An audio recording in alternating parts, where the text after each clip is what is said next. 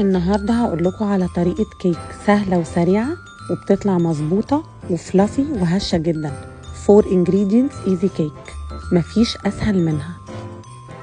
كل اللي هنحتاجه 3 بيضات ونص كوباية زبدة سايحة ووحدة كوندنسد ميلك حوالي 400 جرام وكوباية دقيق ومعلقة بيكنج باودر وفانيلا طبعا، وممكن كمان تزودوا قرفة لو عايزين. هكتب لكم كل التفاصيل في الكابشن. كل اللي هتعملوه ان انتوا هتضربوا كل الانجريدينتس مع بعضها، ممكن تعملوها بالهاند بلندر لمدة 5 دقايق.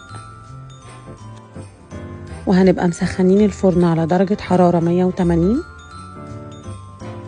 وهندهن الصينية زيت كويس، وبعدين نحط الباتر في الصينية وندخلها الفرن حوالي 40 دقيقة على الرف اللي في النص. اهم حاجة تتأكدوا ان الكيك استوت بالتست اللي بنعمله دايما للكيك، انها تطلع الستيك ما فيهاش عجينة. الكيك بتطلع حلوة وهشة ومظبوطة وسكرها خفيف جدا، لازم تجربوا.